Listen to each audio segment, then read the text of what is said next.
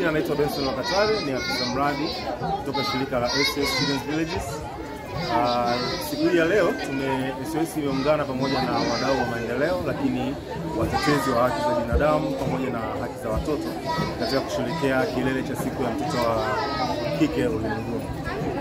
Kama SOS tumekuwa mbele katika kutetea haki na ulinzi wa mtoto, na kwa Iringa hususan tumekuwa tukitetea haki za watoto na hasa kuwawezesha watoto wa kike katika nyanja tofauti, ikiwa ni pamoja na ushiriki wao katika masuala ya kimaendeleo. SOS Iringa inatekeleza mradi ambao unawawezesha mabinti waliopata ujauzito katika umri mdogo, lakini vile vile kufanya uchechemuzi ili kutetea haki za watoto. Sasa sisi kwetu siku kama hii ya leo ni muhimu kwa sababu tunapata nafasi ya kuweza kuieleza dunia kwamba changamoto zinazowakuta watoto wa kike hususan mimba haitakiwi kuwa kikwazo cha yeye kuweza kufikia maendeleo. Kwa hivyo sisi tumekuja na baadhi ya mabinti ambao walikuwa wamekatisha tamaa kwa sababu pia changamoto za ujauzito, lakini wameweza kutafuta kusaidiwa na kutafuta maendeleo. Kwa hiyo sisi kwetu tunaamini kwamba mabinti wakilindwa, wakipewa nafasi, wakisimamiwa na kuweza kuongozwa, wataweza kufikia maendeleo.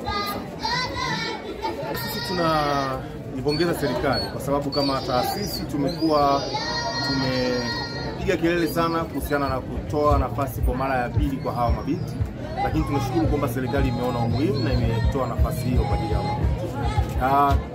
Kama shirika kwa mwaka 2024 tu tulifanikiwa kuweza kuwarejesha watoto shuleni ambao walikuwa na nia kurejeshwa mabinti 33, na baadhi yao sasa wamemaliza kidato cha 4 na wengine wanaendelea. Na tunafanya hivyo kwa kushirikiana na serikali. Hii ni pamoja na idara ya maendeleo ya jamii, idara ya elimu, lakini vile vile na ustawi wa jamii. Hao ndio wanaotusaidia katika kutekeleza jambo hili.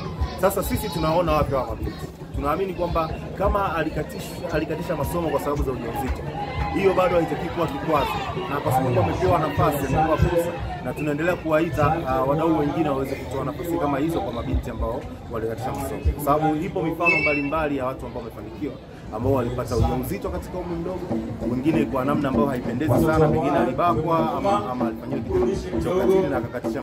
Sarafina Sanga ni mfanyakazi wa shirika la SOS kupitia mradi wa binti bora. Nimefurahi kushiriki siku ya mtoto wa kike kwa sababu nimejifunza vitu vingi kupitia mimi. Niliweza kukatisha ndoto zangu kwa kupata ujauzito nikiwa shule, kwa hiyo niliweza kukatisha ndoto zangu, lakini kupitia SOS waliweza kurudisha matumaini upya, ambapo waliweza kunipatia elimu ya ujasiriamali, elimu ya malezi, lakini pia kunisapoti, kunipa mtaji ambapo umeweza kunisaidia kuwa mjasiriamali, ambapo nimeweza kufanya biashara, nauza biashara ya vipodozi, lakini pia ninafanya biashara ya bodaboda, ambapo kupitia SOS wameweza kunisaidia kuinua kipato changu mwenyewe, kulea familia yangu, lakini pia kuwasaidia vijana wengine mtaani, ambapo kwa sasa nimeweza kuajiri vijana wawili ambao waendesha maisha yao kupitia biashara yangu.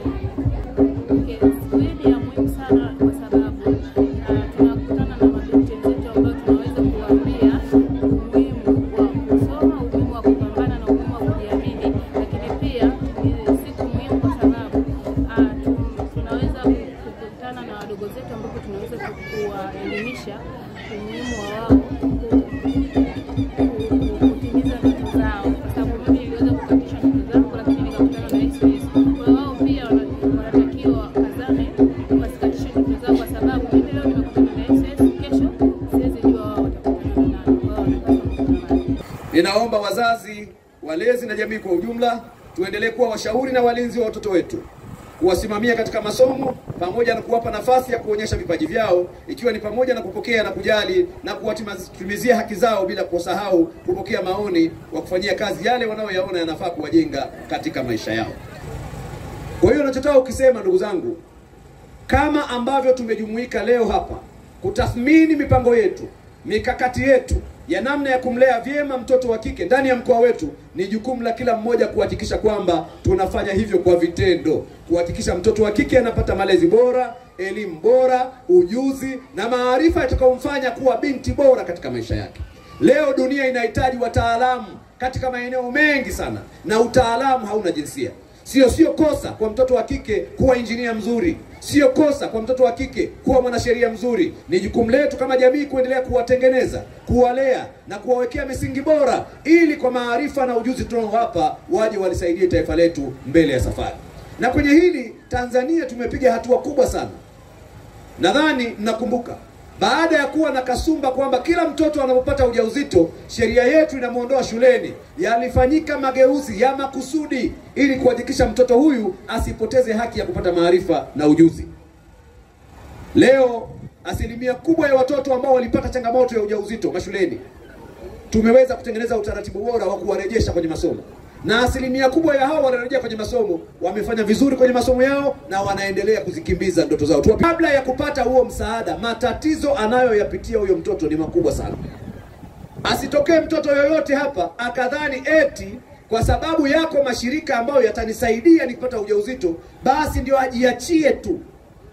Changamoto ni nyingi. Anapopata ujauzito, kwanza familia inakukataa, inakunyanyapaa, inakutenga, inakusimanga. Mtazamo wa jamii juu yako unakuwa ni negative, hasi. Kisaikolojia itakusumbua. Lakini hiyo kama haitoshi, mazingira ya kulea mtoto wakati wewe ni mtoto ni magumu. Haitakuwa rahisi kama unavyodhani. Lakini tatu, baada ya kujifungua, malezi ya kumlea mtoto ambaye huna biashara, huna kazi, sio kazi rahisi. Kwa tunashukuru sana mashirika yote ambayo yamewasaidia mabinti zetu baada ya changamoto hii, lakini ni muhimu mabinti zetu wakafahamu kwamba sio rahisi unapopata mimba ya utotoni kwamba mambo yatakuwa mepesi. Serikali inatengeneza mazingira ya kukutengenezea kesho, lakini ni wajibu wako kuilinda hiyo njia unayotengenezewa na serikali ili ujipunguzie maumivu, tabu, huzuni na sonono katika kipindi hicho ambacho unapata mimba isiyokuwa na matarajio.